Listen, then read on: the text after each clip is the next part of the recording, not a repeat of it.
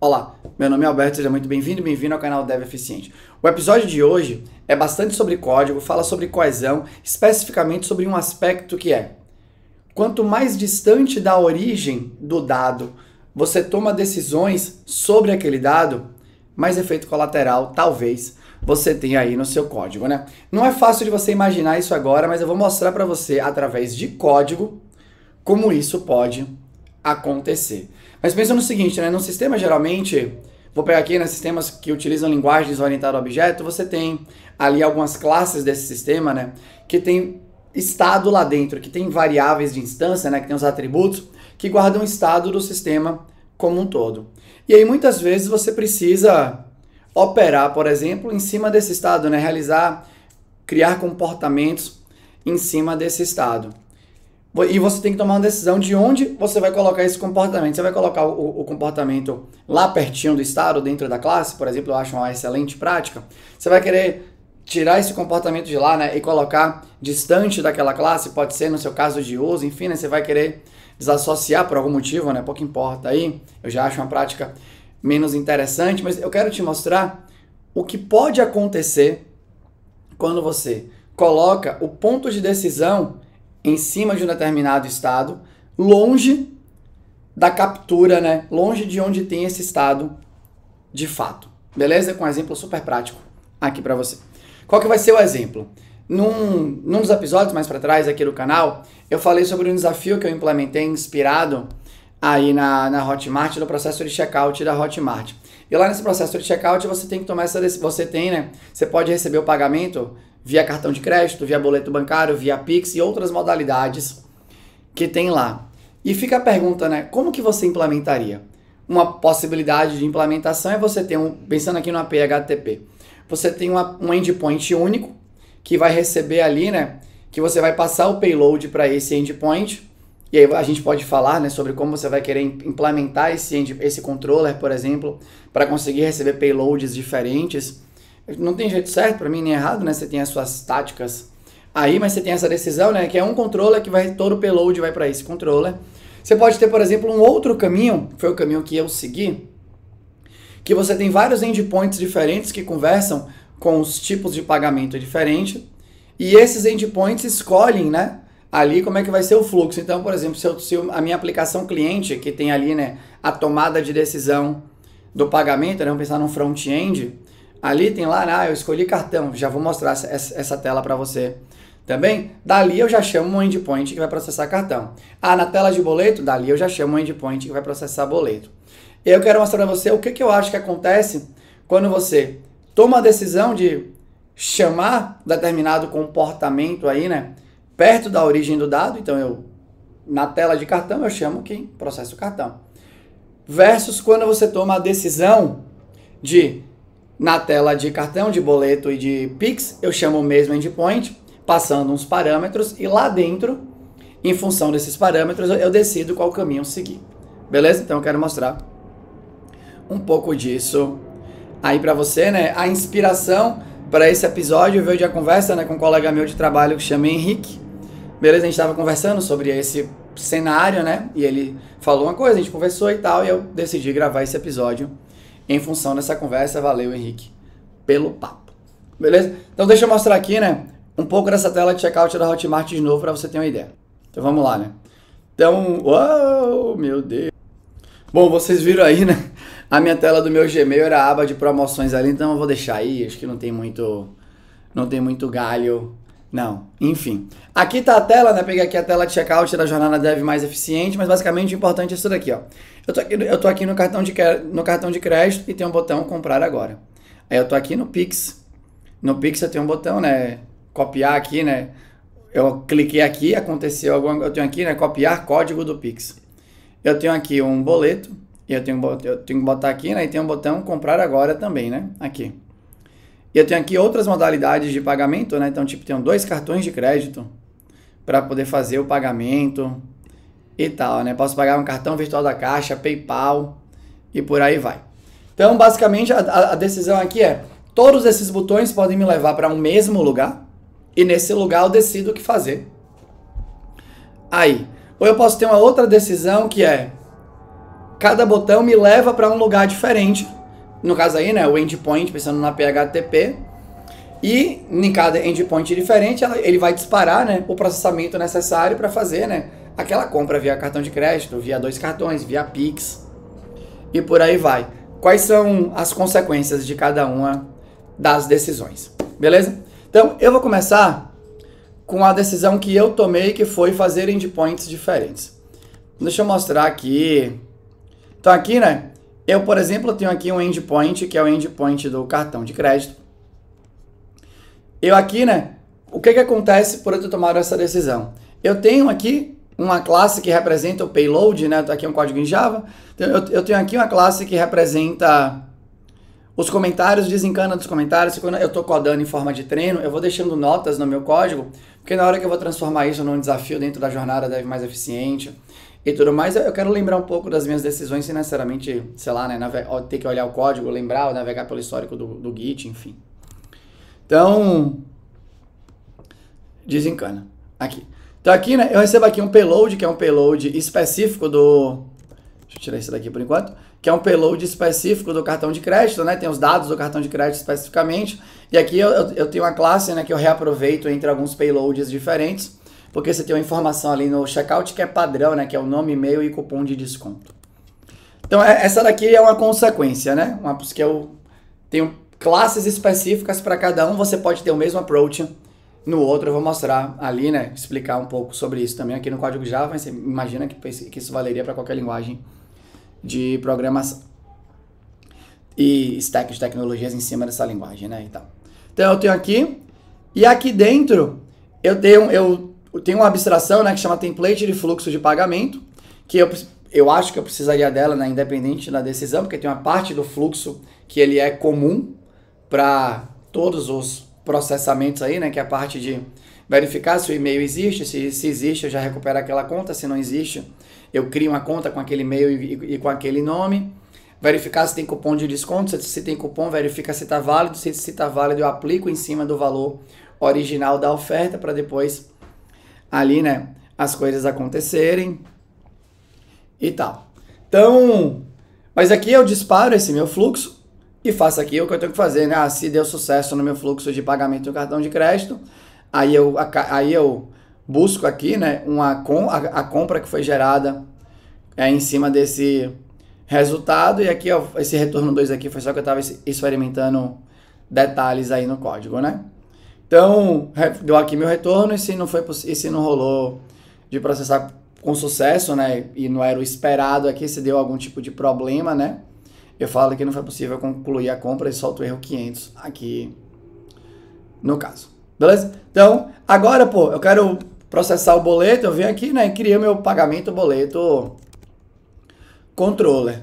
No pagamento boleto controller, eu também tenho aqui, ó, o template do fluxo de pagamento, assim como também tenho aqui uma classe que é o fluxo de pagamento que eu criei, né, que eu isolei ali para o boleto. E aqui o meu endpoint aqui vai chamar o template de fluxo de pagamento e passa como argumento, né, o método ali, né, da classe que eu criei, né, e por aí vai. E aí, padrão aqui, ó, se deu sucesso, talvez isso daqui, né, em algum momento eu pudesse reutilizar, eu carrego essa compra. Só que aqui percebe que o retorno é diferente, ó, que eu retorno aqui o código da compra, o status ali, né, do boleto, ou da compra em si, né, e o código do boleto, por exemplo, aqui eu retornei. Já no retorno lá do pagamento com cartão de crédito, o retorno lá não é o código do boleto, porque eu já paguei um cartão de crédito, então o retorno lá no outro, né, foi simplesmente aqui, né, o código da compra e o valor aqui, por exemplo, que foi pago ou algo do gênero. Aí você vai no Pix, quando você gera ali, né, o QR Code, teria um controller aqui, né, para gerar o QR Code do Pix para aquela determinada oferta, por exemplo, e esse controller seria, e esse QR Code seria gerado, esse seria o retorno desse endpoint, né, esse QR Code aí, e a pessoa vai fazer o pagamento via Pix, provavelmente aqui lá na Hotmart vai ter um sistema que recebe essa notificação, né, dizendo, olha, pagamento recebido, e aí de alguma maneira notifica ali a tela, né, pode ser por um server-side event aí, pode ser via WebSocket, pode ser por polling, né? Ficar lá checando se teve a parada ou não, enfim. Então, quais são as consequências quando você... Aqui, né, nesse caso, eu deixei... Aqui nesse caso, né? Eu deixei a tomada de decisão de qual comportamento, né, que é o processar a compra, ficou pertinho da origem do dado. Eu aqui escolho, informo os dados do cartão aqui, né? E a minha aplicação cliente chama processa cartão. Percebe que não tem if, eu não tenho necessidade de criar abstrações extras para tomar a decisão no back-end. A decisão de quem vai ser chamado diretamente foi tomada aqui. Por que isso foi possível? Porque quando eu estou perto do dado, eu consigo saber para onde eu quero ir mais facilmente. Essa é a minha visão, né? Então, esse é um caminho que particularmente eu gosto, eu tento seguir bastante. Fala também, né, sobre coesão, né, deixar coisas que são importantes juntas e tudo mais.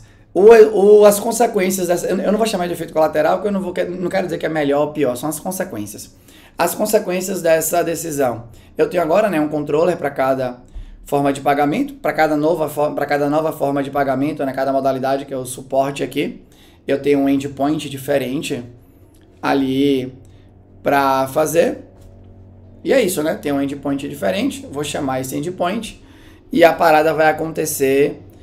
Qualquer decisão que eu tome ali não tem mais a ver, né, com generalização, com nada. Pode ser, eu posso tomar a decisão, né, de extrair parte do código, porque aquele endpoint ficou complexo demais, né, dado que eu não tô aqui, né, eu não estou seguindo nenhuma arquitetura em camada específica, né, tô seguindo só aceitar as camadas que os frameworks impõem para mim e trabalhar nelas. Eu só crio outras quando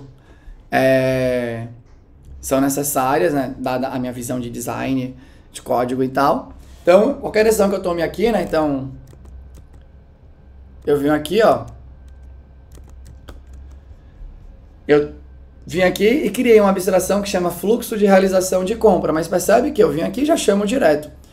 E aqui tem esse código, né, do fluxo de realização da compra e tal, né, eu pego a compra, eu tenho que integrar com o gateway de pagamento, e por aí vai. Poderia ter colocado aqui também, se eu quisesse, mas aí talvez estourasse, né, o meu limite de complexidade, dado a métrica e o limite que eu sigo ali do CDD, né, que é essa teoria de design de código que eu utilizo bastante para controlar a complexidade e tal. Essa decisão está aqui. Então, efeitos, consequências diretas. Eu crio uma classe que representa o payload para cada lugar e um endpoint novo para cada lugar. Isso é o que me gera de consequência por conta da decisão que eu tomei. Qualquer coisa além disso, né, foi só decisões minhas de implementação. Agora eu criei uma outra classe aqui para simular caso eu quisesse tomar a decisão de qual fluxo seguir, cartão, boleto, Pix e por aí vai, por aqui, né? Percebe? Esse código eu não fiz. Então eu vou só rascunhar um pouco esse código aqui com você, né? Então, por exemplo, quando eu estava falando com o Henrique, o jeito que ele fez aqui, né, não foi ter uma classe de payload só. Ele tinha uma classe de payload mãe ali, né, uma classe que todo mundo ia herdar. E aí você tinha as heranças específicas, então eu teria um payload base, sei lá, e eu tenho payload cartão, herda desse, payload boleto, herda desse, payload não sei o que, herda desse. E aí tem uma tecnologia aqui no mundo Java, né, que faz a serialização e deserialização do JSON, que ela é mais padrão no mercado, que chama Jackson. E o Jackson, você tem uma configuração que você faz como uma propriedade ali do JSON que você manda, dizendo qual classe que ele deveria serializar ou deserializar aí.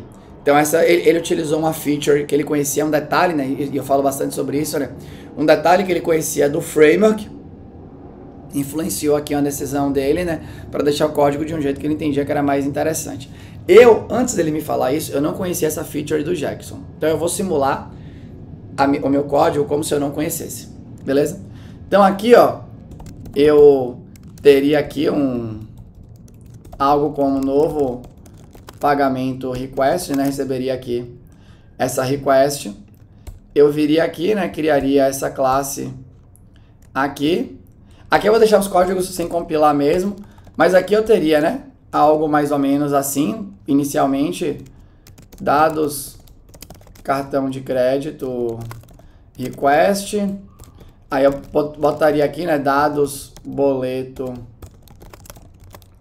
request, aqui é o boleto. Aqui eu poderia ter, né, dados, Pix, request, aqui é o Pix. E aqui qual que seria a consequência aqui, né? Percebe que em número de classes daria no mesmo. A diferença é, do outro jeito, eu diria que o cartão de crédito request é um novo pagamento request. Quase me engasgo. Mas qual que é o problema com esse modelo de herança?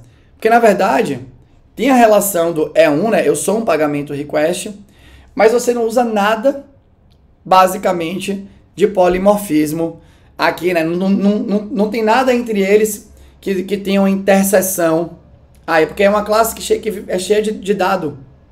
Não tem um comportamento que é padrão que você quer colocar ali em cima e reaproveitar num ponto, né, de chamada polimórfica e por aí vai. Então, o risco aqui, né, que poderia acontecer, essa classe, obviamente, né, com muitos atributos e tal, ela ia crescer de tamanho e ela ia ter, se pensando, né, na pontuação do CDD, ela poderia aumentar a pontuação e teria que me fazer pensar quando a gente... E cada vez que a gente precisasse ter uma modalidade nova de entrada de uma modalidade nova de pagamento, eu colocaria aqui, ela ia crescer meio que indiscriminadamente, ia ter que me levar para outra decisão, talvez. Beleza? Então, mas de novo, não que seja muito pior do que ter uma hierarquia com 20, 30 implementações que não compartilham nada com a mãe e que não utiliza polimorfismo aí meio que para nada. Beleza? Aí aqui eu teria, né, eu teria os métodos para setar aqui o cartão, porque tudo aqui é opcional, né?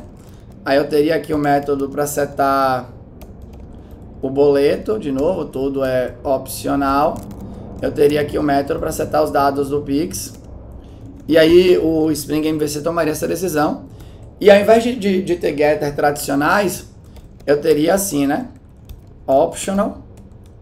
Aqui, né? Do tipo de pagamento aqui, né? Seria tipo optional de dados cartão de crédito request, get cartão, podia ser outro nome.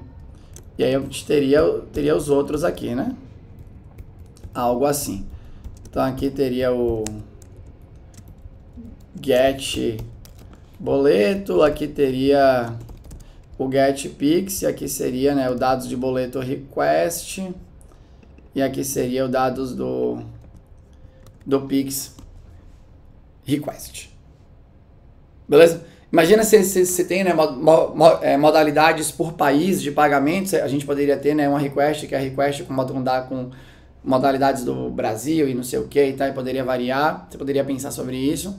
Ou poderia futuramente, né, ter essa hierarquia gigante, mas é isso, né? Ou ia ter um monte de atributo num canto, ou ia ter uma árvore ali, né, de hierarquia gigante também. Talvez exista outra possibilidade que eu simplesmente não estou conseguindo pensar aqui enquanto gravo esse vídeo para você. Eu receberia aqui essa request. E agora eu teria que decidir, né? Teria que fazer, se request. O legal é que ele retorna aqui, né? Se request.cartão tá presente, então faz alguma coisa. Se request.boleto tá presente, faz alguma coisa. E aí você ia ver, né, que a gente ia ter esse fluxo de tomada de decisão pelo tipo do pagamento. Logo na sua cabeça ia popar, provavelmente, que caramba, esse é um bom caso, né? Para eu ter aqui um polimorfismo que é mais útil, que eu tenho processadores de pagamento e cada processador, né, vai processar o tipo de pagamento que faz sentido para ele. Então aqui imagina que a gente poderia ter, né, algo mais ou menos assim. A gente poderia receber aqui, né, um set de processador pagamento. Aqui seria, né, os meus processadores de pagamento. Eu teria aqui o construtor com essa parada aqui, né? Então o Spring, imagina que isso daqui seria a interface, e o Spring automaticamente, né, buscaria todas as implementações dessa interface e já injetaria aqui como um conjunto, beleza? Para você. E aqui você poderia ter uma lógica mais ou menos assim, né? Processadores de pagamento ponto executa. Aqui eu já recebi a lista direto, né? Então teria que ser mais ou menos aqui assim, né? Eu poderia botar aqui, né, um for each, não sei lá se tem esse método pronto aqui. Aqui eu tenho o processador. Não sei se tem algum método pronto aqui nas coleções aqui que executa. Eu acho que tem algum. Tem um que é tipo nmatch aqui. E o primeiro que dá match ele já para, né? Então imagina que eu poderia fazer assim, né? Então eu tenho aqui o processador de pagamento. Ops. E aí para cada... Eu nunca sei se é assim ou é assim, né? Eu confundo Java com JavaScript de vez em quando. Aí eu tenho aqui, né? Aí aqui o processador de pagamento ponto processa. E eu passaria aqui, né? A request. Ou você poderia, né, mapear essa request para um tipo... Aí ainda ia ser, na minha opinião, né? Ia te dar mais trabalho, né? Você pode mapear essa request para um tipo específico. Seu aí, né? Que você considera que faz parte do domínio, não sei o que. Para você não acoplar as camadas. Aí você decide como faz. E aqui dentro, né? Na hora que eu... Imagina, então, eu teria aqui, né? Essa... Ops. Eu teria aqui a interface. Então, beleza, né? Criei a interface. Aqui eu vou importar esse set aqui para ele reclamar menos. Aqui no... Acho que seria algo assim, né? Aí aqui eu teria esse método lá na interface, né? Que processa a request. Você pode, enfim, né? Você pode criar uma interface que retorna que a pessoa acessa pela interface para pegar os dados. Você pode criar uma outra classe sua, né, que representa cada um dos tipos ali, né, para mapear direito. Você decide como fazer. Aqui eu vou passar request direto. E talvez eu passasse direto também no código em produção, só para deixar registrado. Aí passei aqui, beleza, né, papapá. Sei lá porque que tá... Fechei aqui, né, não sei o que ele tá reclamando, para ser bem sincero. E agora eu precisava criar, né, uma implementação desse aqui, né? Então eu poderia vir agora aqui, né? Vou botar aqui direto aqui só para agilizar o lado. Criar uma nova classe que é processa cartão processador, né? Na verdade aqui, processador cartão de crédito. Criei. Implementa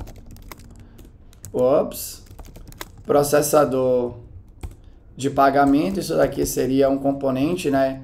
Aqui na verdade seria um service, pensando aqui, né, na parada. Coloquei aqui, botei aqui o método que vai processar, recebeu a request. Aí agora aqui, né, eu sei que aqui eu aceito o cartão. Aqui na verdade o método na interface poderia ser optional eu poderia fazer aqui, né, um retorno meio genérico aqui, né? Posso botar um optional de T aqui. Aqui eu importei aqui essa classe. E aqui imagina que eu poderia, né? Vou implementar aqui dizendo que eu vou retornar, né? Dados, pagamento, cartão. Eu não tenho isso daqui. Mas aqui seria, né? Optional. Optional. De dados de pagamento do cartão. Aí aqui agora eu poderia fazer isso aqui, né? If request get cartão is empty, eu já poderia vir aqui e falar, ó, se tá empty eu não vou retornar nada aqui. Não retornei nada aqui nesse. E aqui eu poderia, né, faz a lógica do cartão e retorna aqui, né, optional off, resultado, dados, cartão. Algo assim. E agora aqui, né, eu poderia fazer meu código. Eu poderia fazer o código aqui, e aí cada vez que eu tivesse, né, uma modalidade nova de pagamento, eu criaria um novo processador, e cada processador, né, saberia como lidar ali com essa parada. Esse cara aqui, esse processa aqui, né, ele vai me retornar um boolean no nmatch, então não é bem o nmatch que eu quero aqui, né? Então tem um pouco aqui, aqui não seria o nmatch, então deixa eu só adaptar uma parada aqui na minha interface, que é vou separar aqui rapidinho, só para não pensar no como é que eu vou mexer ali, ó. Que é aceita pagamento, né? E aí eu posso colocar algo assim. Beleza. Aí aqui eu faço aqui, né? Eu dou um filter como aceita o pagamento aqui. E aqui depois eu posso fazer aqui, né? Então pega aqui o processador que foi aceito e o processador ponto processa a request, né? Só para dar um exemplo aqui, né? Aqui sobrou um smelzinho que eu passei a request aqui 2 vezes, então geralmente quando eu uso a mesma variável 2 vezes no mesmo fluxo, me faz pensar que eu poderia ter feito alguma coisa melhor, e eu provavelmente poderia ter feito aqui, né? Alguma coisa melhor aqui no filtro, né? Então deixa eu só pensar aqui. Como eu não estou conseguindo pensar utilizando as interfaces funcionais, então eu vou fazer utilizando processador aqui de pagamento para cada processador de pagamento dentro dos processadores de pagamento. Eu faço isso, né? If é isso aqui, pronto. Pego aqui, ó, se o processador ponto processa, aí chamo processa aqui, ele aqui vai me retornar, né, um optional específico aqui, né? Vou botar aqui um optional de object, aqui é o de algo do gênero assim, aqui é o retorno. Se o retorno está presente, então aqui eu já paro e tá tudo. Deixa eu botar aqui, né? Na verdade, aqui eu vou trocando. Esse fica de fora, né? Então vai ficar algo assim. Aí eu só me passei aqui, né? Para eu fazer esse código aqui usando as interfaces funcionais do Java. Tem algum outro método aqui que eu deveria poder chamar, né? Então eu poderia chamar o processo. Aqui embaixo não. É que eu tô gravando e tenho que pensar ao mesmo tempo aqui. Essa parte aqui eu me atrapalhei, mas eu poderia fazer assim, né? Eu poderia fazer map do processamento. Aqui ele executa a parada. Aí ele aqui vai me retornar, né, os optionals todos. Aí aqui eu filtro com os resultados. Quero manter só o optional que está presente. E aqui no final, né, eu posso fazer, sei lá, né, talvez tenha um toList. Aqui eu pego a lista. E aí eu conseguiria resolver sem fazer esse código aqui. E aí eu consigo não ter o smell, né, que eu tinha colocado aqui, né, de usar a mesma variável 2 vezes, né, que eu geralmente tento evitar. Aqui, pronto, que agora ficou de boa. Então vai ter aqui, né, eu vou receber a lista. E aí aqui, né, é isso, né, aqui eu vou receber a lista. Aqui eu poderia ter algum controle, né, para não executar 2 pagamentos. Eu tinha que tomar precaução com isso, né. O filter aqui pode ser que eu tenha executado o pagamento 2 vezes, né, então eu teria que bloquear isso daqui. Talvez tenha um while until, tenha alguma coisa until. Eu não sei se tem esses métodos aqui, eu teria que investigar. Mas basicamente esse daqui seria o fluxo. Então o que aconteceu? Você teve que fazer uma lógica a mais, né? Criar o processador, criar ali a interface, criar as implementações. Aí cada implementação vai ter o seu if, né, de tomada de decisão e tudo mais, porque você está fazendo a lógica sobre um dado cuja a decisão daquele dado está distante de você. E a minha hipótese aqui é que quanto mais distante da origem, né, da fabricação do dado você está fazendo o código, mais lógica você vai ter que fazer para conseguir achar o fluxo correto. Então, imagina isso, né? Imagina que você tivesse criado múltiplas implementações, mas não tivesse criado a ideia do processador, né, com a interface e as implementações e pensado, beleza, agora como é que eu vou tomar a decisão de quem chamar?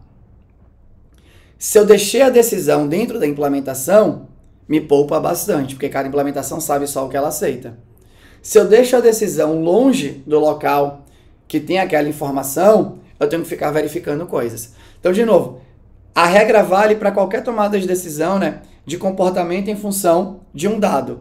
Quanto mais distante, na minha opinião, quanto mais distante o comportamento está do dado, mais lógica você tem que fazer, mais exposto o seu código está aí, né, para erros, provavelmente mais testes você vai ter que fazer, porque você deve fazer mais código. Então, geralmente, quando eu estou programando a parada, né, quando eu estou auxiliando, enfim, eu tento sempre deixar o código, a decisão de qual comportamento chamar, mais próximo da origem do dado. Porque aí, na origem, eu sei para onde eu quero ir. Quando o dado saiu dali, eu vou ter que analisar o dado para saber para onde eu quero ir. E aí você pode se complicar um pouco. Beleza? Mas basicamente o episódio era sobre isso, espero que de alguma maneira tenha feito sentido. Se você gostou, deixa um comentário aqui. Se você não gostou e tem um comentário construtivo com a educação, deixa aqui também. Eu vou ter o maior prazer em responder para você. Beleza? Mas era isso. Até a próxima.